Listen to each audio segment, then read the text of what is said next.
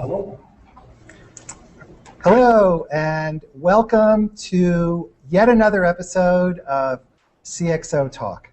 I'm Michael Krigsman, and I am here with my co-host, Vala Afshar.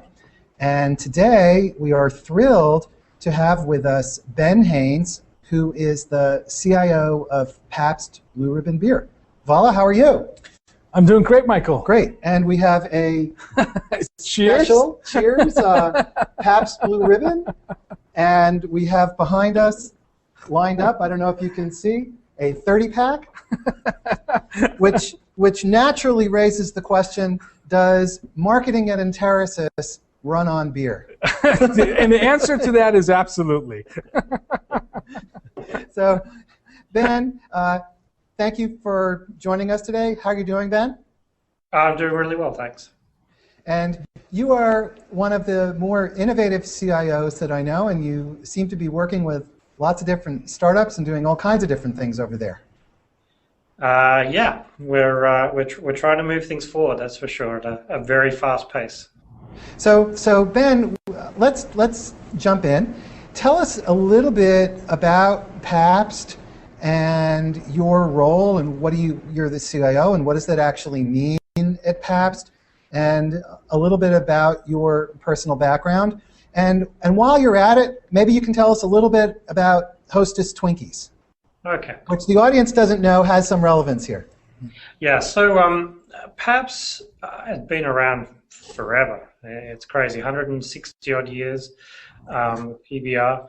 And in mid-2010, it was bought by a private equity firm, Metropolis & Co.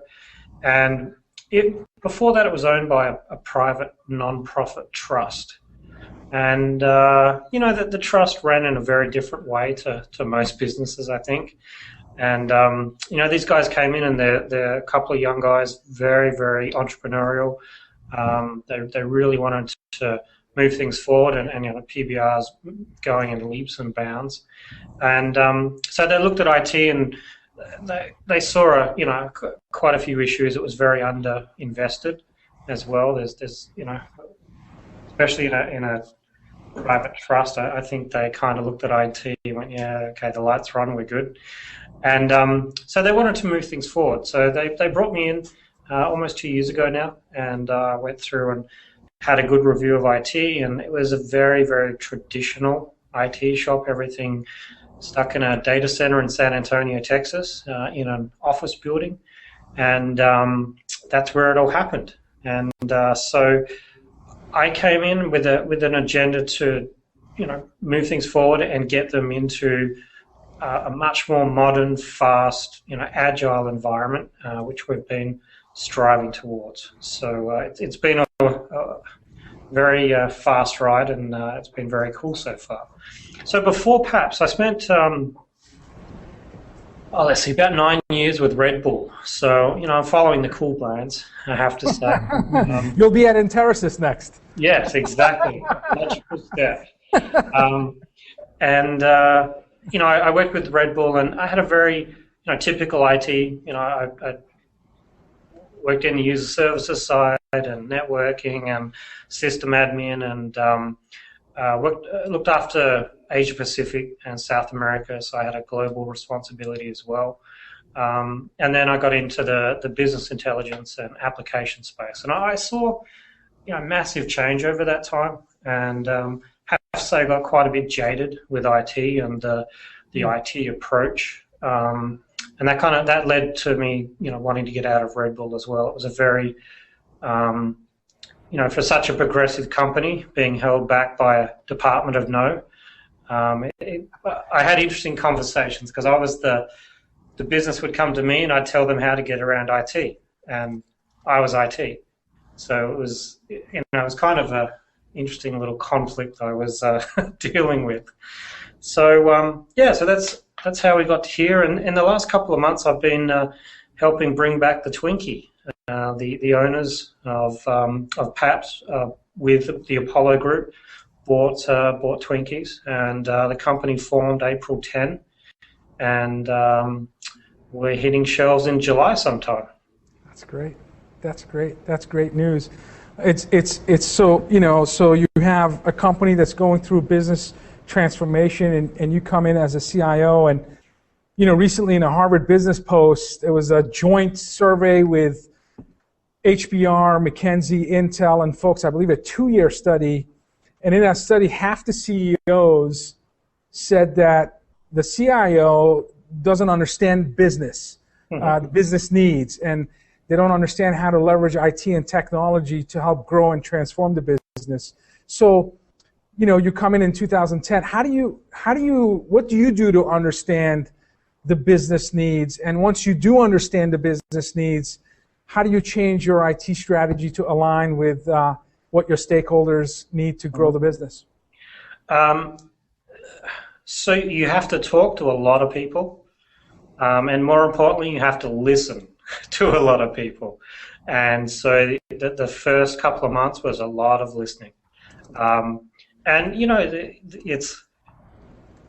kind of just got to let them have their say.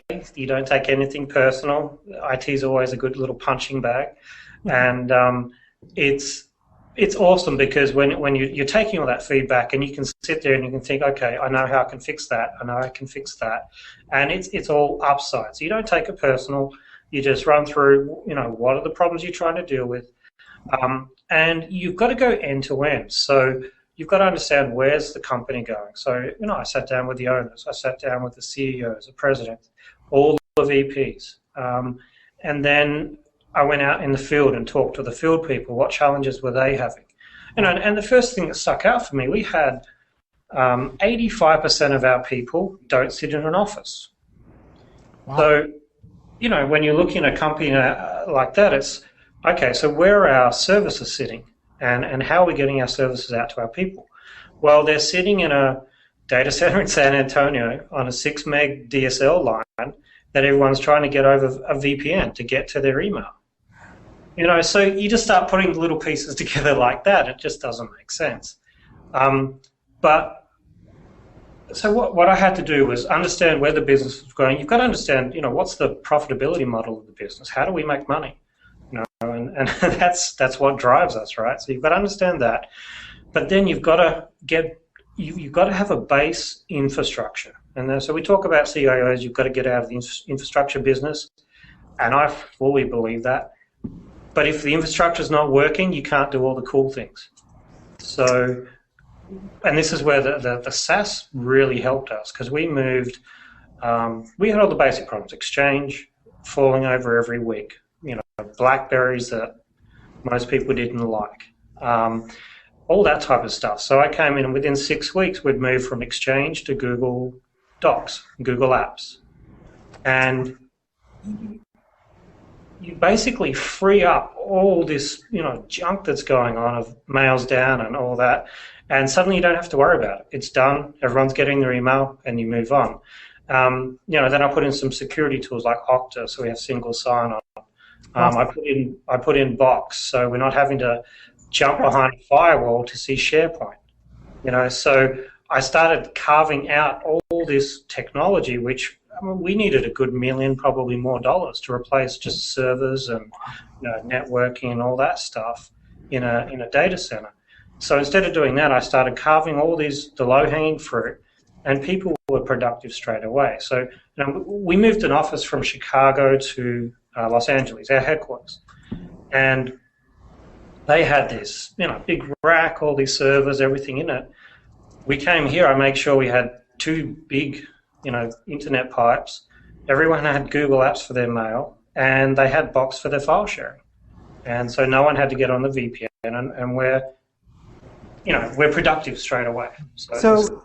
So aside from, you've just been describing really the kind of efficiency arguments of the cloud, that there's less infrastructure to maintain, and it's easier to get certain kinds of things done. So I categorize that under efficiency, and also probably operational excellence. Yeah, operational excellence. Exactly, that's a good way to put it. What about the advantages of the cloud for running the business and helping, and you being responsive to the business needs. Can you talk about that a little bit?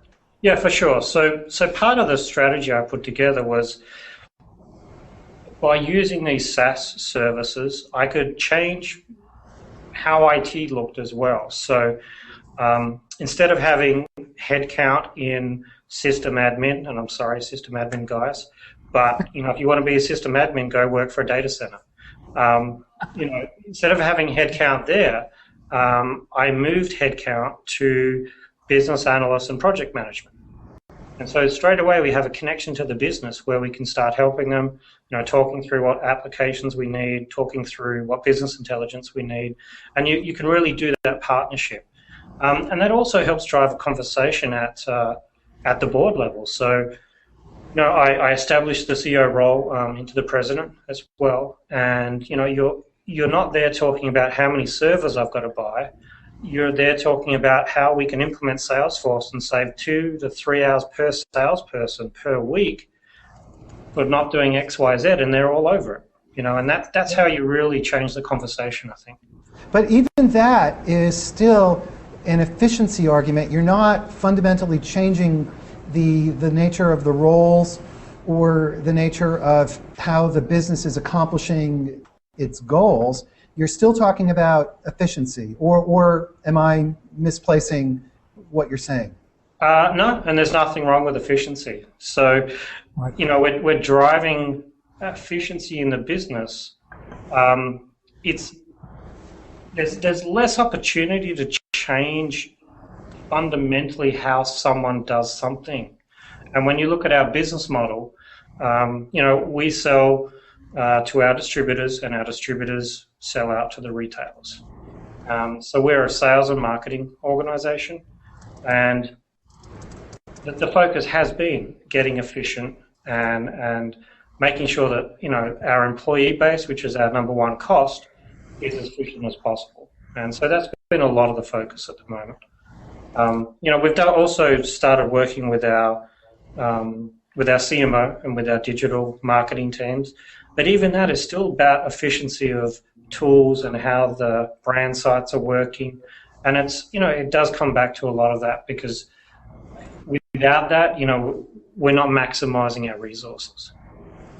Yeah, I see IT often gets a lot of blame when things go wrong, but they're not highlighted as an organization that enables success, because when things are running smoothly, you sometimes forget about the operational excellence and efficiency that innovative CIOs and their departments bring to the business. So in terms of not just working with marketing or your digital team, how do you as the CIO showcase the value that your team is bringing to Pabst? And how do you market IT as a thought leader CIO so that the CEO and the other C-suite members can really see the benefit that you're bringing to the business?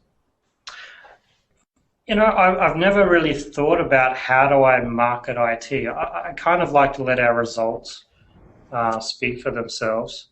And, it comes back to the sales efficiency once again. It was really driving to, how can we help our sales team be out there selling more beer? And, that's the objective. And so it really is about the results, and it's working because you start getting involved in the conversations. So when something's happening, they're saying, hey, we need Ben here to talk through this, and there's probably a technical side of this which can help them. But without that, the run rate on the board and some trust and belief that you can help, you won't even get to the table. So I don't do a lot of internal marketing, I guess. Maybe I should. Do you attend the staff meeting of the CMO, or do you attend the sales meetings when they're talking about go-to-market and so on and so forth?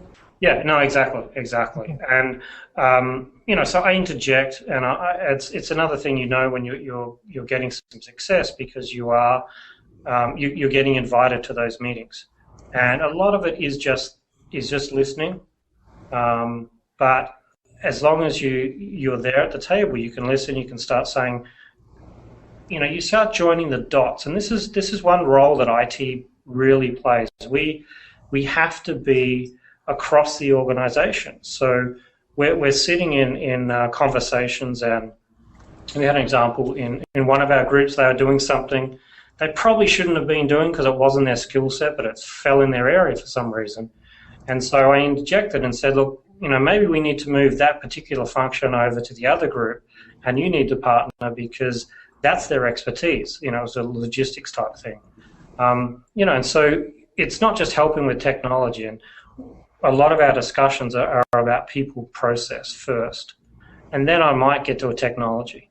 If we don't have to spend money and get to a technology, that's fine by me. We're still helping the business by talking through the people you've got and the process you have in place. Is it fair to say, based on your first set of comments, that to earn a seat at the table, you have to demonstrate reliability and efficiency, and as long as you're not getting inundated with help desk tickets, and you have a reliable email system and collaboration system and business applications, then you have an opportunity to sit at the table. But if you have an unstable infrastructure, then all bets are off. Yeah, because you'll only hear in general based on if there's an issue. So the only time someone's calling IT is when there's a problem, and you've really got to turn that on its head. And you'll always have problems. It's technology.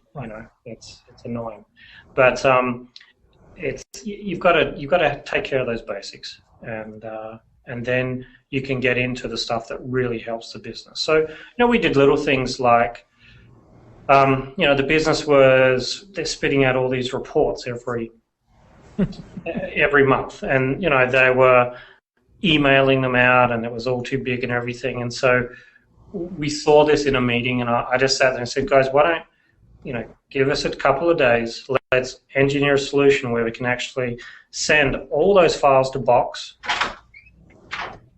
They'll all be updated, and then you don't have to be sending emails around. You just send the link out, and everyone's done. So it's just little things like that. But if you weren't in that meeting, you can't help the conversation. So you really are trying to be joined at the hip with folks on the business side, it sounds like. Yeah. No, it definitely, and I want my people to also experience it. And one thing I did a few years back at Red Bull, which was awesome, and I made my entire team do it. We actually went out in the field with our sales guys, with our marketing guys. I rode in the truck for 2 days with our delivery drivers, so you can start seeing exactly what they're dealing with day to day. Because if you're sitting in your office, you can have your theories about what goes on. But until you're out there, you don't understand it. We were driving around in this truck, and they had this big, heavy handheld device. It was about $2,500 device, and I got talking to them. What are you really doing? And they spend 30 seconds at every stop, enter a few numbers in, and go away, and then drive off. So we were able to not engineer, but we just worked through a solution where instead of this $2,500 device, we actually gave them a $200 iPod that could do the same thing. And it was way cooler, so they had the cool factor, but it was like slim, it fit in their pocket. We knew you could break a couple a year and you'd still be miles ahead of this big clunky device. So it's just little things like that really help. We've been talking about the cloud, and I know from our past conversations as well, your really significant emphasis on moving to the cloud wherever possible. What's interesting to me is that cloud, social, mobile have created a new kind of mindset that is really more open, more engaged, more transparent, and among users, especially in their attitude towards IT. So what have you seen as you've been going through this transformation about these user expectations, and how does IT evolve to meet those expectations? Yeah, so a lot of that to me comes under the consumerization umbrella of IT, and I guess 5 years ago even we were dealing with, 10 years ago especially, a computer was really expensive. if you got a laptop, it was $4,500, $5,000, whatever. It was very exclusive. People used their work computer at home because they couldn't afford one. Now, fast forward where we are today, everyone's computer literate. They probably have multiple devices. The CEOs were walking in with their iPads nice and shiny saying, hey, hook this up for me. And IT was caught off guard. And the traditional mindset is command and control. Okay, that's our job. We've got to control everything because that's our job. Okay, and the end users aren't going to put up with that anymore. So you can think you're controlling everything, and the reality is you're not. And so you're better off to start to try and get ahead of it and start embracing it.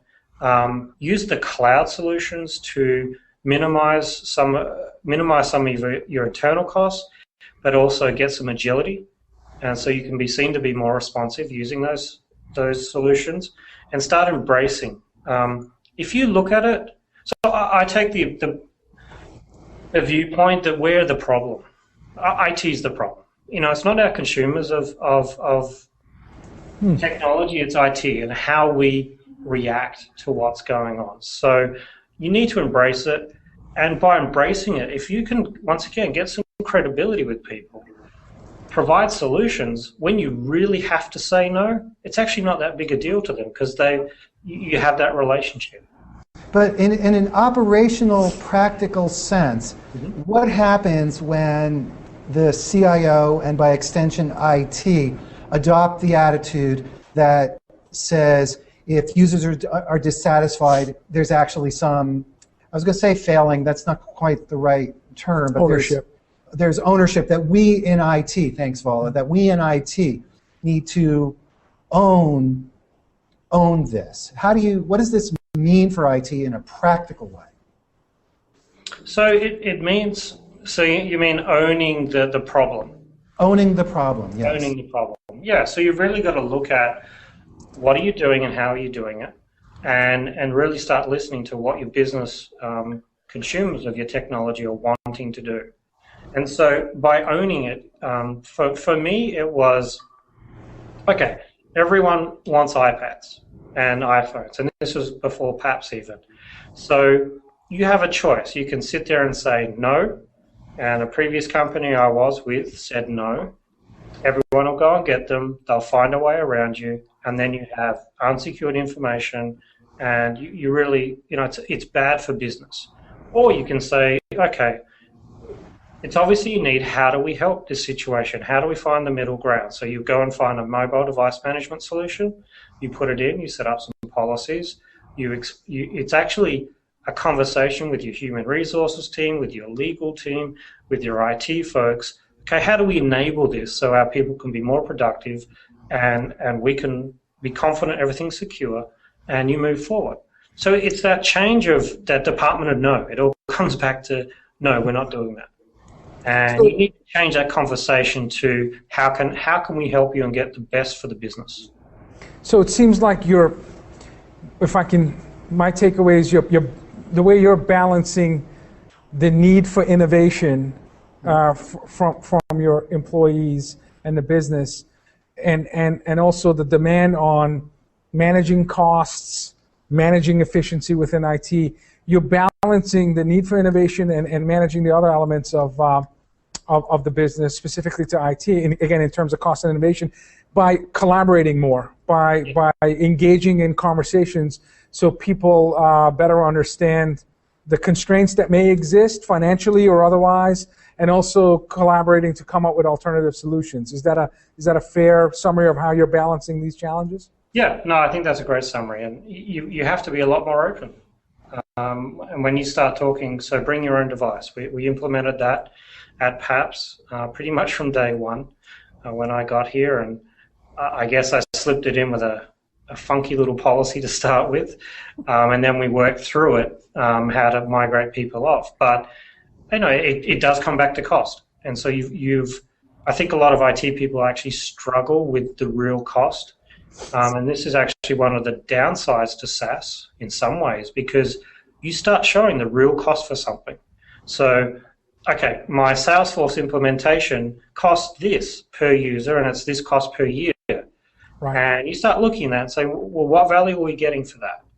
And it really puts costs on an island and isolates them. Whereas in the old world, we've sunk, I don't know, $500,000 in a SAN, in our servers, we bought our licenses, we're locked in for 3 years, here's our 21% maintenance, and then let's throw on a few other things because we have capacity. So then you end up with all this, VMware spread. So what's our real cost? Well, it's kind of, about this. And then, we make something up and we scurry off. So back to the BYOD, you've got to look at your real cost. What's your cost of managing? And what's also the cost of people doing what they want to do without security around it. Right. And are you tasked with determining operational or opportunity cost, and what's the ROI of bringing a new, whether it's a SaaS application or otherwise, to improving efficiency and productivity and growing top-line revenue or increasing the profitability of the business? Or is it okay, yeah. Well, it's a joint effort. So when we looked at this Salesforce solution, it's a pretty easy conversation when you sit down with the VP of sales and say, look, what's the value of your salespeople not having to be in the office for half a day to create reports every week? Right. It's an absolute no-brainer. And you get that to our executive team, and everyone's like, okay, and that's conservative. Right. So it's got to be a partnership. You have to be partnering. If they don't see the business value, then maybe you've got your calculations wrong. But you really have to partner with your peers and your business peers. What about inside IT? What kind of changes does this, when you shift technologies, as you're describing, from on-premise to cloud, what does this do to IT itself? Scares the out of them. What was that? I think it broke up a little bit. I lost you for a second there. It's fear of change is everywhere. And when a team, I inherited a team here that had, 10-year plus tenure, a lot of them, and keeping the lights on. So day one, I walked in and basically laid out, this is where we're heading. This is the opportunities I see. And it was kind of get on board or we'll have a discussion. And I think as long as you're very clear, and the fear, obviously scared the out of them, but once they process that and once we had the dialogue, and some people jump on very quickly, some will never. And this is the big issue. I think people have to realize that some people don't want to work like this, and that's okay. But that's where we're going, so sorry, let's have a conversation. But majority of people will jump on board, and the first thing is job security. So, for example, my Exchange administrator who's like, well, what am I going to do now? He spends literally half his day with this stupid email system making sure email works because that's what Exchange takes. So his initial response was, okay. So then I just laid it out and said, all right, well, so we're gonna allow iPhones. You need to know mobile device management. We're gonna set up Okta for security. So I'm gonna need you to learn that. Then just laid it all out for him. He's like, oh, okay, that sounds pretty cool. And I said, yeah, it is. It's a lot more interesting than watching email go across the server and make sure it doesn't, fail. And you'll have to be a Google Apps admin, but that will be 5 minutes a month. So, there's not going to be a lot there, but you get to learn about it. So a lot of discussion. So I had to talk to all my team, and some took a bit more convincing than others. Right. But, the defining moment with one of my guys, I literally, it was November last year, we removed 12,000 pounds of equipment from our data center. So we'd moved everything, and I had to move to a hybrid cloud environment. We moved to Rackspace. So I set up basically a VMware environment for my legacy that I couldn't get out to the cloud, and then a public cloud for our websites. But yeah, 12,000 pounds of equipment, and it was one of the best days I've had. Actually, it was tiring, but I literally unbolted every server I could, and had a lot of fun. And by the time we got all this out, the guys, the system admin, he's like, wow, I can actually see this finally working now. And it took me a year to get him there, but and he's loving life now. So that's awesome. So yeah, you've really got to have a lot of conversations. Right. Be very clear where you're going. If you're not sincere with your people, you do more damage. Right.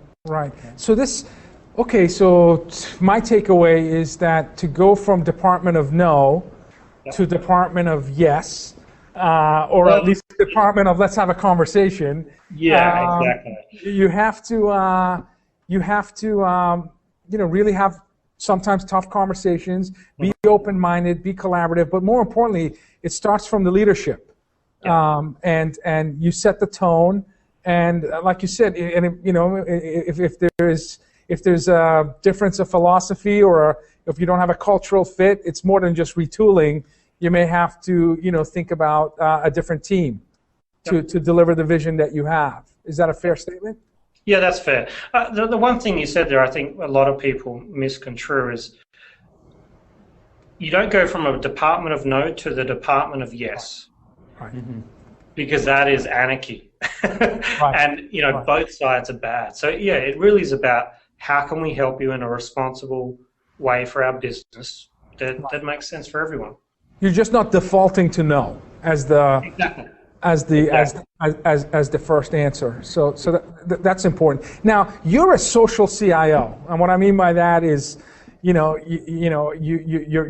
on social media. You're certainly a collaborative CIO, and you're available. You're accessible. So, how important? First of all, why are you a social CIO? And I get a sense, based on all of the discussions we've had already about conversations and collaborating, that's an important element of staying relevant, informed, and a value to the business. But why Twitter, for example? Why social media? And we actually have questions from Twitter in terms of how social is Pabst and your team. And aside from the fact that you make beer, so how could you not be a social CIO? I guess it's impossible not to be social at Pabst. But no, seriously, you're definitely, you're one of the most social CIOs in the world based on your activities. So why is that? Yeah, so it all started just with an interest in this Twitter thing, right? So I think it was back in 2007 I got on. I can't recall. Wow. So it's a general interest in technology and what's going on in the digital space and all of that. So, I was a typical, I think I looked back at there was a way to look at your tweets, and I looked at my very first tweet, and I think it was something stupid like I fell asleep on the couch or something like that. So, I was just testing, kicking the tires, right? Then it took me a few years where I was just really watching and looking. And then I started noticing that the access to people and the thought leaders that you can get to and interact with, and it's really, really powerful. And I feel a little guilty in some ways because I just want to consume as much as I can from it. It's all about what can I learn at the moment, and making contacts with people you'd never make. And I think I probably met Mike through Twitter. We met through Twitter, absolutely. Yeah. I met Ray Wang, who's been very influential and amazing thought leader in this space. Nanshat as well, actually. So there's just amazing connections, and you can go to there's so many user conferences and all of that, right. But it's it's an intense environment. Everyone wants a piece of you, so it's a little different type of networking. This is on your own time. If you get into a good conversation, cool. But yeah, it really is about learning for me and getting access to people that I just normally wouldn't get access to. That's great.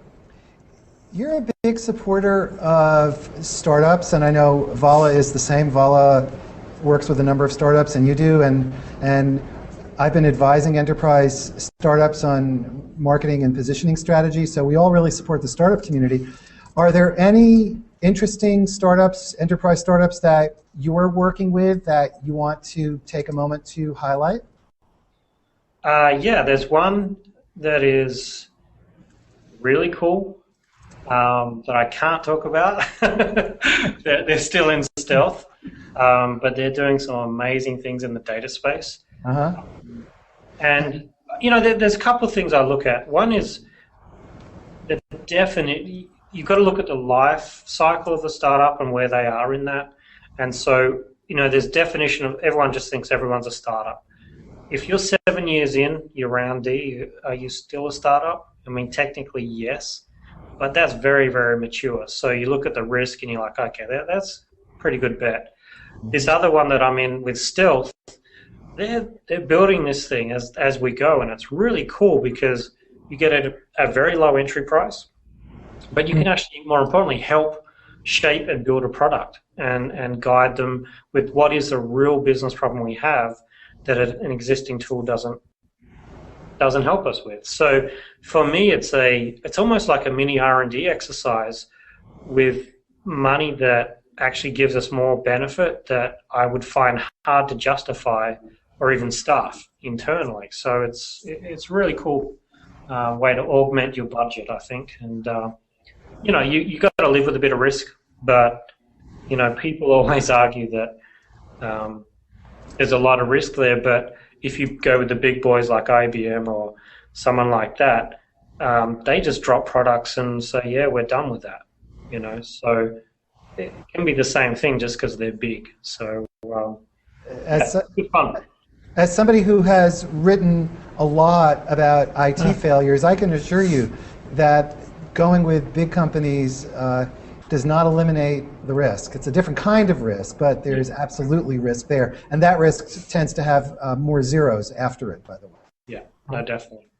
So we talked about startups, and you mentioned some companies, you know, like Okta and Box. What are some of the vendors? What are some of the companies that are providing real valuable technology? And it's funny, the companies you mentioned, we use at Enterasys. But so there's a definite alignment in where we see value in SaaS cloud providers and other technology providers. So if you can name a few, and not just because of their technology, because that's important, but also their company culture, their responsiveness to you as a customer. Are they social, as an example? Because I'm starting to look at vendors, and I'm starting to judge, and really, because I think social reveals their culture, whether they're a good fit for our business. So who are some of the companies that you would recommend? Yeah, so I guess you named the big ones we're using right now. We're looking, we're doing a few things with Tidemark, and they're a very, very interesting business performance management package.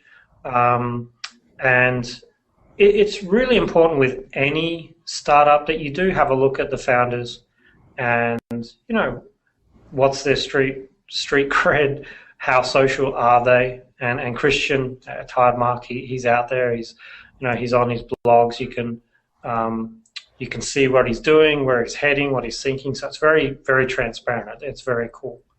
So that's one that we're doing some work with. DocuSign is another one we use here. Once again, very cool.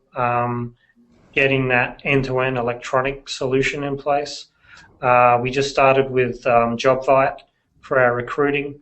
And this is the thing with any solution, the SaaS providers, they're so quick to get things going. And if you can take and you should take what they offer as in the standard package, it's really, really cool because you just get it so fast.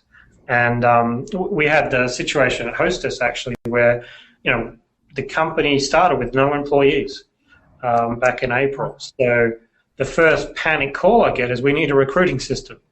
And the same with Okta. You know, I was like, all right, I could see this blowing up. You know, Okta and Box and JobVite, these guys turned things on within 24 hours for us. We got it integrated into AD, and you're up and running. And it's really cool as a technology provider to say, yeah, here's your solution, and we're running with it. So yeah, just trying to a question from Twitter: are you judging vendors by how social they are? Yes, wow. I do look, because once again, it gives you an insight into what they're doing and what they're thinking. I think a lot of companies, though, are still really struggling with how to use the solution, and it's a lot of people still think it's a broadcast mechanism. I think that's probably the best way to put it, right? It's just another channel to make an announcement. They're not really engaging in conversations. And I think right now it's not a deal breaker. It's just another little thing you look at to say, okay, well, that's kind of where they're at. And the thing with startup as well is, like the one in Stealth, they're not doing any marketing.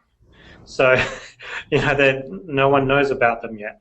Right. So, yeah, but no, it's a really good indicator for sure. So as we only have a couple of minutes left, as we close out, can you offer some advice to companies who want to work with firms like Pabst? What's the gate? What, Vala brought up, do you look for social? What else do you look for?